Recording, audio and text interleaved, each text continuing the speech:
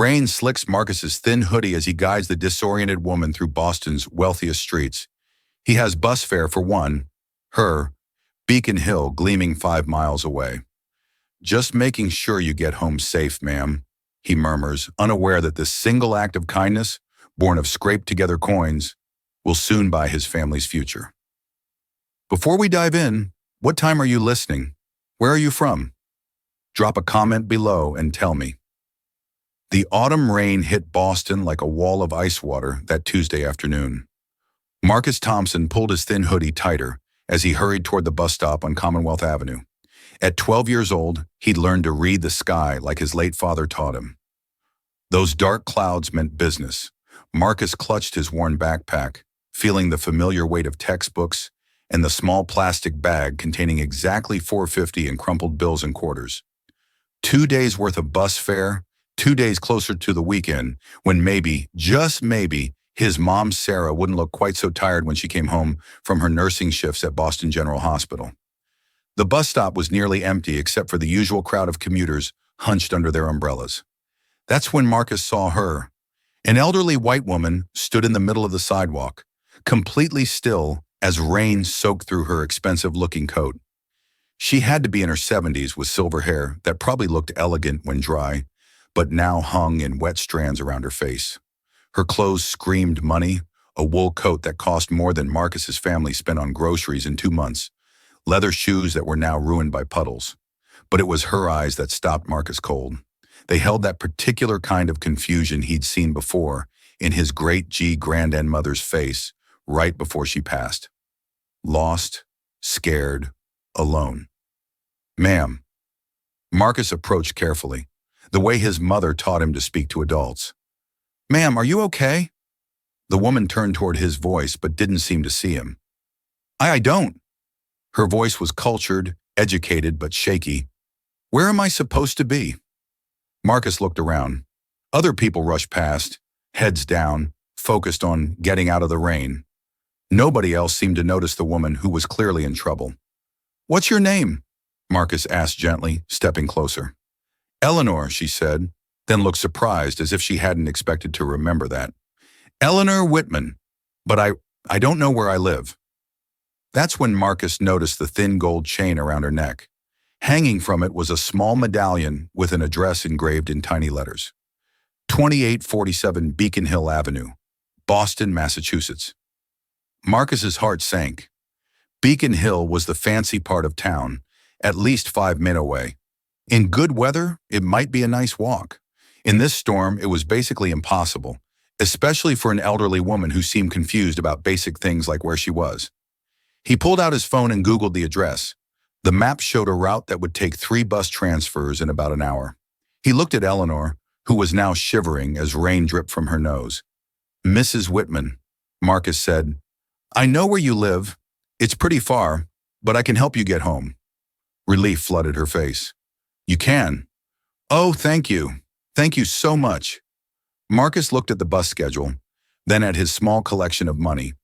He had exactly enough for both their fares to get her home, which meant he'd have to walk to school for the next 2 days.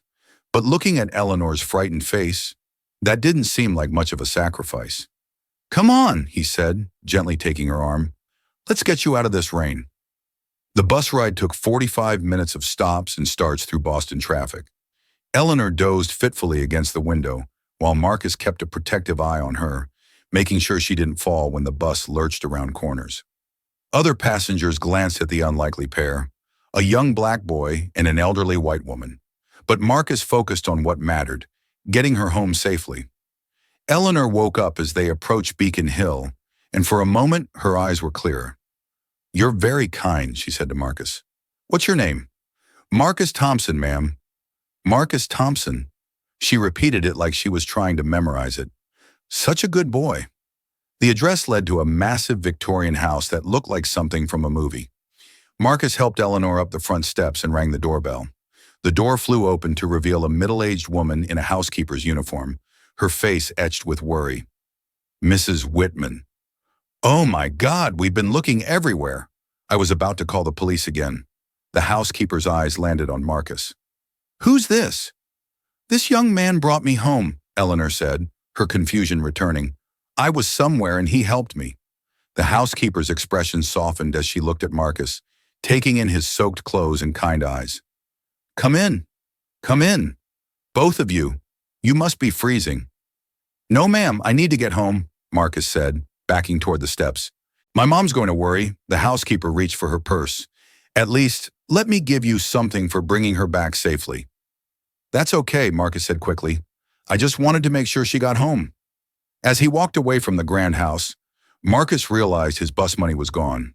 The rain was coming down harder now, and he had 5 miles to walk through some neighborhoods his mother had specifically told him to avoid after dark. But when he looked back and saw Eleanor safely inside, warm light spilling from the windows, he knew he'd made the right choice. The walk home from Beacon Hill to Marcus's neighborhood in Roxbury was like traveling through different worlds. Each mile took him further from the tree-in streets with their historic brownstones and closer to the reality of his daily life. Apartment buildings with broken streetlights, corner stores behind bulletproof glass, and sidewalks that had seen better decades. By mile 2, Marcus's sneakers were completely soaked through. The duct tape his mom had used to patch the holes last month was giving up, and he could feel cold water seeping in with every step. His backpack felt heavier with each block, the straps cutting into his shoulders. He tried to stay positive, thinking about what his father used to say. When you help somebody, Marcus, you're not just helping them. You're putting good into the world, and good has a way of coming back around. But right now, with rain running down his neck and his stomach starting to growl, it was hard to feel that optimism. At mile 3, Marcus took shelter under the overhang of a closed bodega, shivering as he watched the storm get worse. His phone buzzed. A text from his mom. How was school? Should be home by 6-ish for dinner. It was already 7:30. Marcus knew he was in trouble. Sarah Thompson didn't play when it came to his safety. Growing up without a father in their neighborhood meant rules were non-negotiable. Straight home after school, no detours, always answer your phone. She worked double shifts at the hospital just to keep them afloat, and the last thing she needed was to worry about her son. He pushed on through the rain, thinking about how to explain. Mom, I helped this old lady who was lost, and I used my bus money, and I had to walk home. It sounded unbelievable, even to him. The key turning in their apartment door at 10:45 p.m. sounded like a gunshot in the quiet hallway. Marcus Thompson, where the hell have you been? Sarah stood in the living room of their small 2-bedroom apartment, still wearing her blue scrubs from the hospital. Her usually warm brown eyes were cold with a mixture of fear and fury that Marcus had only seen a few times before and never wanted to see again. Mom, I can explain. Explain. Sarah's voice rose. Do you know I almost called the police? Do you know I left work early because you weren't answering your texts? Look at you. You're soaked through. Marcus pulled off his dripping hoodie, suddenly aware of how he must look. His sneakers squelched against the linoleum floor, leaving puddles with each step. There was this old lady, he started, his voice small. She was lost and confused, standing in the rain at the bus stop. She had Alzheimer's or something, Mom. She didn't know where she was. Sarah's expression shifted slightly, but she didn't interrupt. I found her address on this necklace she was wearing. It was way out in Beacon Hill, like 5 miles away. I couldn't just leave her there in the storm. So you called the police or a social worker, or I used my bus money to get her home? Marcus said quietly. Both are fares. That's why I had to walk back. The anger in Sarah's eyes flickered. You used your bus money? She was scared, Mom, really scared, and nobody else was helping her. Everyone just walked by like she wasn't even there. Marcus's voice cracked slightly. I couldn't leave her like that. Sarah stared at her son for a long moment, taking in his soaked clothes, his chattering teeth, the earnest expression on his young face. This was the boy she'd raised, the one who gave half his lunch to classmates who forgot theirs, who helped elderly neighbors carry groceries up the stairs, who had his father's heart even though David had been gone for 3 years. Oh, baby, she whispered, pulling Marcus into a hug despite his wet clothes. You scared me so bad, but I'm proud of you. So proud. That night, as Sarah helped Marcus out of his soaked clothes and into a warm shower, neither of them realized that the kindness he'd shown would soon change everything. Marcus woke up the next morning with a fever of 101 and a cough that sounded like sandpaper. By afternoon, it was 102. Sarah checked his temperature every hour, watching the numbers climb with growing alarm. "Mom, I'm fine," Marcus croaked, but his shivers said otherwise.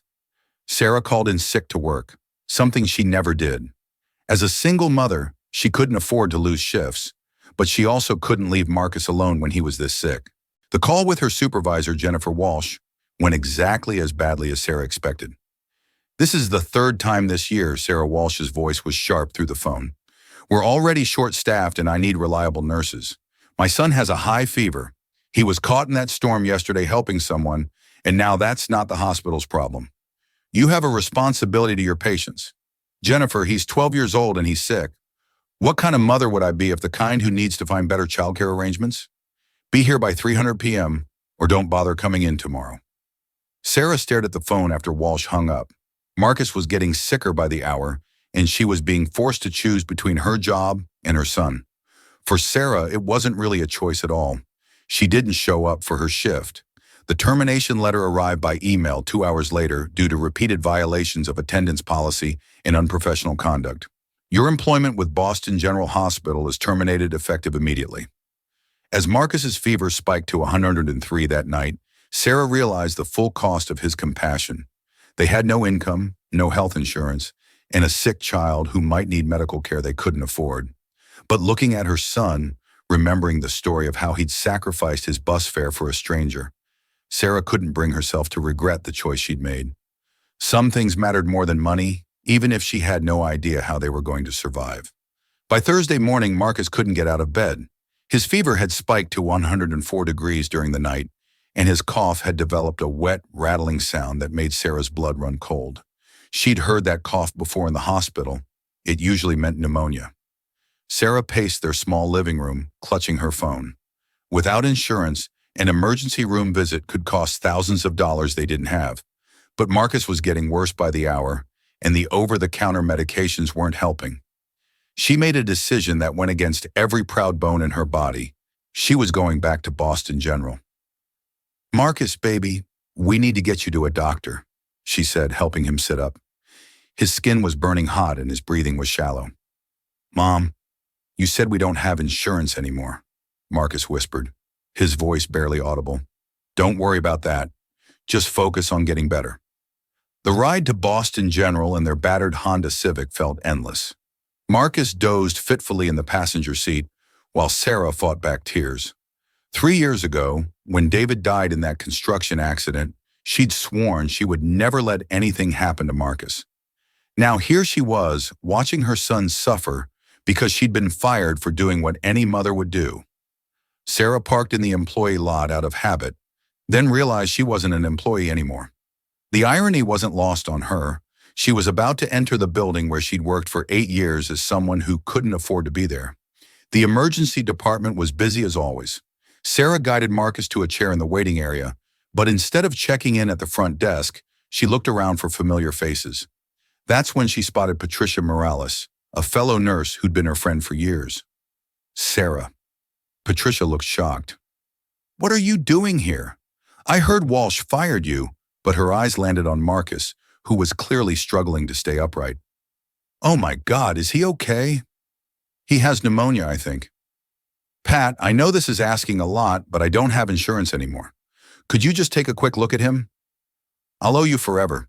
Patricia glanced around the busy ER, then made a quick decision. "Room 7 is empty. Bring him back." Sarah felt a surge of gratitude as Patricia led them through the maze of hallways she knew by heart. Room 7 was a small examination room, typically used for minor procedures. Patricia helped Marcus onto the bed and immediately began checking his vitals. "His temperature is 104.2, Patricia said grimly. "Sarah, this is serious. He needs IV antibiotics and chest x-rays." "Just do what you can," Sarah pleaded. "I'll figure out how to pay for it later." Patricia was setting up an IV line when the door burst open. Jennifer Walsh stood in the doorway, her face red with anger. "What the hell is going on here?" Walsh's voice cut through the room like a blade. "Sarah, you're trespassing. Security. Jennifer, please."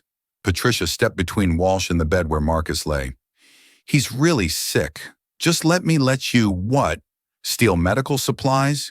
Use hospital resources for someone who isn't a patient.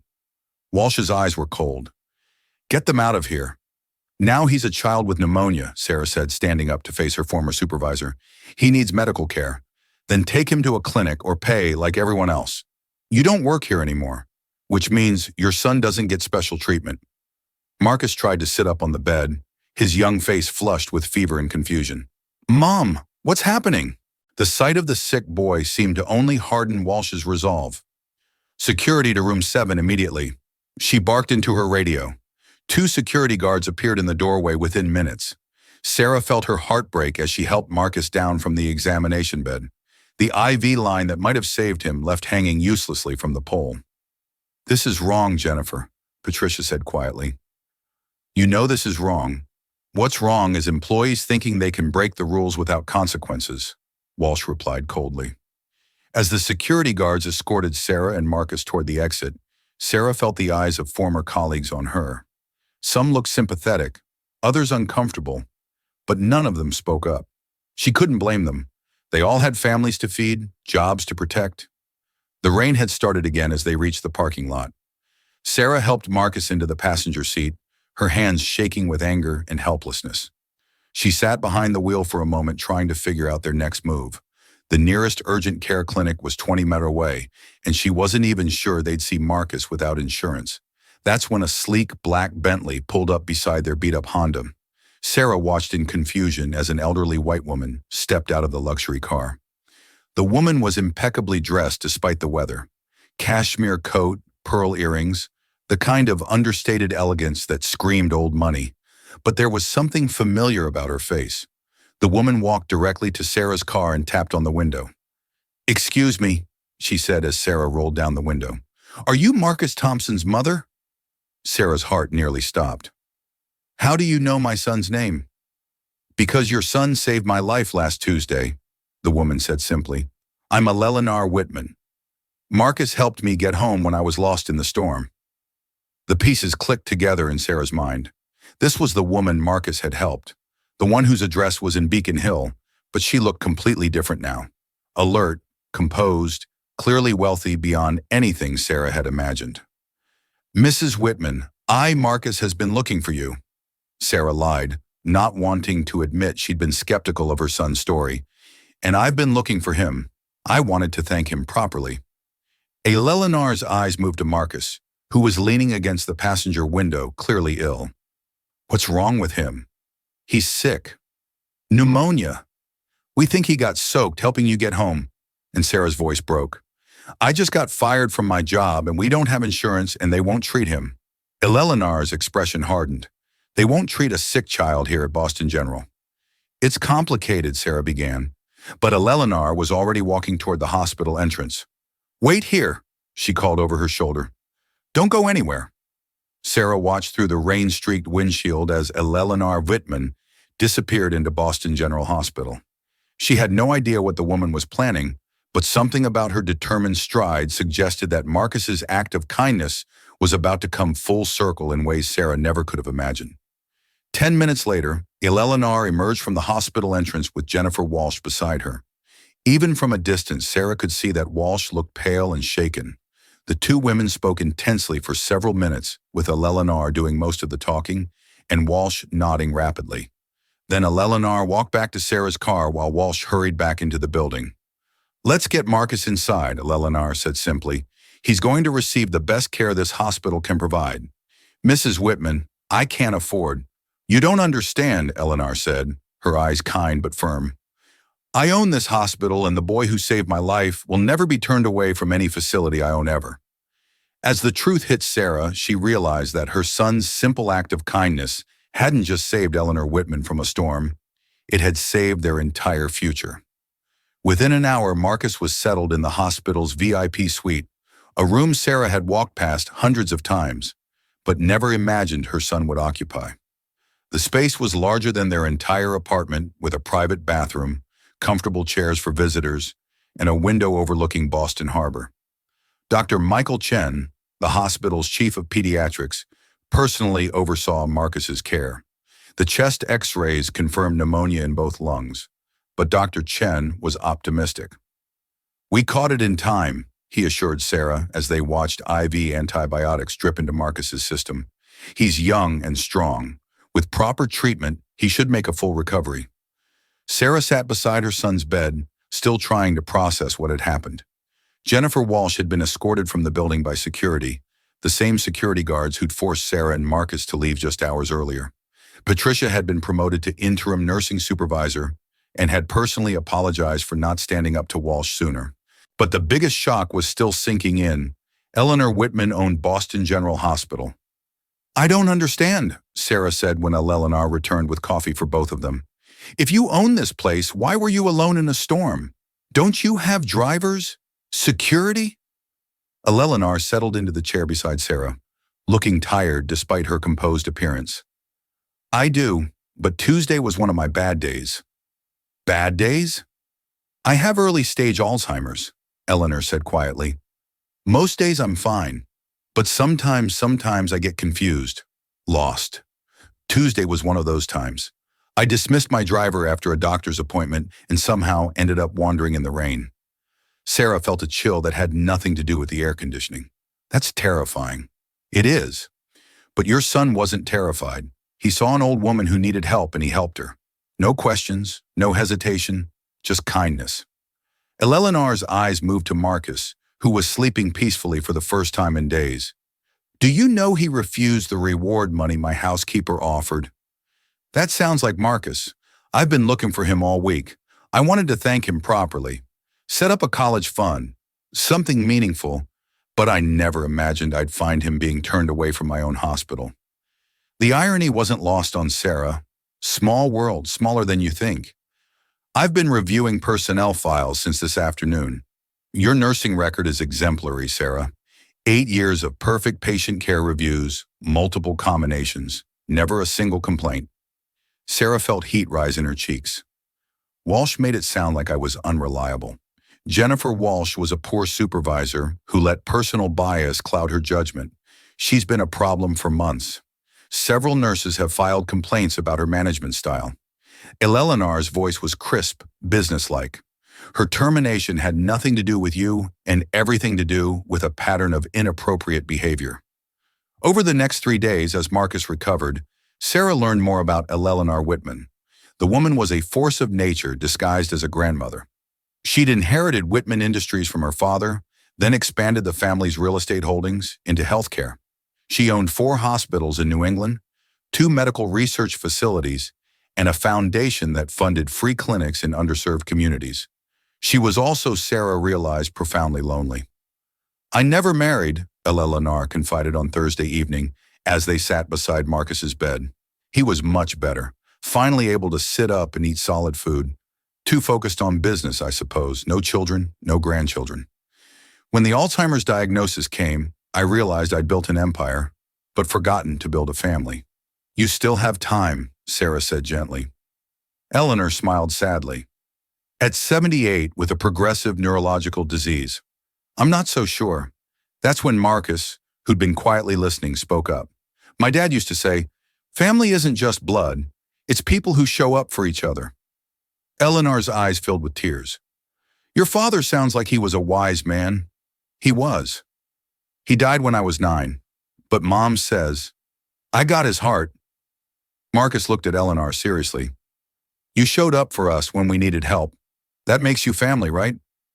Sarah watched Eleanor struggle to compose herself, and she understood something important. Her son hadn't just saved Eleanor from a storm. He'd given her something she'd lost years ago. The feeling of being needed, of mattering to someone beyond business, relationships, and bank accounts. On Friday morning, Dr. Chen cleared Marcus for discharge. His fever had broken, his breathing was clear, and his energy was returning. But as they prepared to leave, Eleanor made an announcement that changed everything. "Sarah, I'd like to offer you a position as Director of Nursing for Boston General. It comes with a significant salary increase, full family medical coverage, and oversight of nursing standards across all our facilities." Sarah stared at her. "Eleanor, I don't know what to say." "Say yes," Marcus piped up from his wheelchair. "Mom, she's offering you your dream job." It was true. Sarah had always wanted to move into hospital administration to influence policy and improve patient care on a larger scale. But positions like that usually required advanced degrees she couldn't afford and connections she didn't have. There's one condition, Eleanor continued. This hospital needs to remember that healthcare is about compassion, not just profit. I want you to help create policies that ensure no child is ever turned away from emergency care, regardless of their family's ability to pay. Sarah felt tears sting her eyes. I'd be honored. As they left Boston General that afternoon, Sarah with her new employee ID badge, Marcus with a clean bill of health, neither of them looked back. They were moving forward into a future that had seemed impossible just a week ago, but the biggest surprise was still to come. 3 months later, Boston General Hospital looked different. Under Sarah's leadership, the nursing staff had implemented new patient advocacy protocols. No one would be turned away from emergency care without being seen by a medical professional first. The hospital had also partnered with local social services to help uninsured families find resources and payment options. The changes weren't just policy, they were cultural. Sarah had created an environment where compassion was valued alongside medical expertise, where staff felt empowered to do the right thing, even when it was difficult. Marcus had returned to school healthier and happier than Sarah had seen him in years. His grades improved, and he joined the debate team, something he'd never had confidence to try before, but the biggest change was still coming. On a crisp December morning, Eleanor invited the Thompson family to her Beacon Hill mansion for what she called a small celebration. Sarah and Marcus walked up the same front steps Marcus had climbed in the rain 3 months earlier, but this time they were expected guests. The small celebration turned out to be a gathering of 50 people in Eleanor's elegant living room. Sarah recognized several faces from the hospital, but others were strangers, well-dressed men and women who had the polished look of Boston's social elite. "Ladies and gentlemen," Eleanor said, standing at the front of the room with a microphone in her hand. 3 months ago, I experienced what many elderly people with dementia face. I became lost, confused, and vulnerable in a public place. I was invisible to most people who passed by, just another inconvenience in their busy day. The room was completely silent. Everyone focused on Eleanor's words. But one person saw me, one 12-year-old boy who chose compassion over convenience, who sacrificed his bus fare and walked 5 miles in a storm to make sure I got home safely. Eleanor's eyes found Marcus in the crowd. Marcus Thompson taught me that kindness isn't about grand gestures or large donations. It's about seeing someone who needs help and choosing to act. Marcus felt his face grow hot as the room erupted in applause. He'd never liked being the center of attention, but Eleanor wasn't finished. That's why I'm announcing the establishment of the Marcus Thompson Scholarship Foundation. This endowment will provide full college scholarships to students who demonstrate not just academic excellence, but compassion in action. Sarah gasped, her hand flying to her mouth. A scholarship foundation named after her son. Marcus will be our first recipient, of course. Eleanor continued with a smile. But more importantly, this foundation will ensure that future generations understand what I learned in that storm. That the measure of a person isn't their wealth or status, but their willingness to help someone in need. The applause was thunderous now, but Marcus barely heard it. He was thinking about his father's words. When you help somebody, Marcus, you're putting good into the world, and good has a way of coming back around. After the formal presentation, as guests mingled over champagne and appetizers, Eleanor pulled Marcus aside to a quiet corner of the room. "There's something I want you to have," she said, handing him a small wrapped box. Inside was a simple silver pendant on a chain, not expensive looking, but clearly meaningful to Eleanor. "This belonged to my father," she explained. "He built our first hospital in 1952 because he believed health care was a human right, not a privilege. He wore this every day until he died." Marcus looked at the pendant more closely. Engraved on it were the words, "Service above self." "I don't have children or grandchildren to pass this to," Eleanor said softly, "but I'd like you to have it. You understand what it means." 6 months later, the story of Marcus Thompson and Eleanor Whitman became a viral sensation. A local TV reporter had picked up the story, and within days it was being shared across social media platforms with hashtags like True Kindness Matters and Our Service Above Self. The video titled "The Boy Who Saved a Stranger" has been viewed over 10 million times. It shows Marcus, now 13 and more confident, but still humble, talking about that rainy Tuesday afternoon. "I didn't think about whether I'd get in trouble or have to walk home in the rain." He tells the interviewer, "I just saw someone who needed help. My dad always said that's what you do. You help people when you can." The comments section of the video is filled with stories from viewers who were inspired to perform their own acts of kindness. A teacher in California started a kindness club at her school. A businessman in Texas began paying for groceries for families behind him in line. A teenager in Florida organized coat drives for homeless shelters. But for Marcus, the real reward wasn't fame or even the scholarship. It was the letter he received from a girl his age in Chicago who wrote, "I saw your video and it made me want to be braver about helping people. Yesterday, I stood up for a kid who was being bullied at school. Thank you for showing me that being kind is always worth it." 2 years later, Marcus Thompson stood at the podium in Boston General Hospital's main auditorium, addressing an audience of medical professionals at the hospital's annual Compassionate Care Conference. Now 15, he'd grown tall and confident, but his eyes still held the same kindness that had compelled him to help a stranger in a storm. "My mom always tells me that healthcare workers are heroes," Marcus said, his voice clear and strong. "But I think heroes are just regular people who choose to do the right thing, even when it's hard, even when it costs them something." In the audience, Sarah Thompson wiped away tears of pride. Her son was speaking at a conference she'd helped organize in a hospital, where she now served as chief nursing officer. The scared single mother who'd been fired for putting her child first had become a leader in healthcare policy reform. Eleanor Whitman, now 80, sat in the front row, her hands folded over the cane she'd recently started using. The Alzheimer's was progressing slowly but steadily, and she had good days and bad days. But today was a good day, and she remembered every detail of that Tuesday afternoon when a young boy had changed her life. "Service above self isn't just a nice saying," Marcus continued, touching the silver pendant he now wore every day. "It's a choice we make every time we see someone who needs help. It's choosing to be late for dinner because someone needs a ride home. It's using your lunch money to buy someone else food. It's staying after work to comfort a scared patient." He paused, looking out at the audience of doctors, nurses, and healthcare workers. 3 years ago, I helped one person get home safely. But the kindness didn't stop there. It created a circle that's still growing. Mrs. Whitman helped my family when we needed it most. My mom has helped change policies that protect vulnerable patients. The Scholarship Foundation has helped dozens of students pursue their dreams of serving others. Marcus smiled, thinking about the letter he'd received that morning from the girl in Chicago who was now in high school and planning to become a social worker. "That's the thing about kindness," he said. "It never really ends. It just keeps moving from one person to the next, making the world a little bit better each time." As the audience rose in a standing ovation, Marcus felt his father's presence in that room. David Thompson had been right. Good does come back around. But more than that, it grows, spreads, and touches lives in ways you can never predict or control.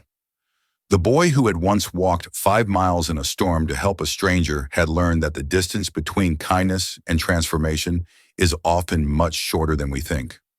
Sometimes it's just the length of a single choice to care. And in a world that often feels divided by differences, Marcus Thompson's story reminds us of a simple truth. When we choose compassion over convenience, when we put service above self, we don't just change individual lives, we change everything. Join us to share meaningful stories by hitting the like and subscribe buttons. Don't forget to turn on the notification bell to start your day with profound lessons and heartfelt empathy.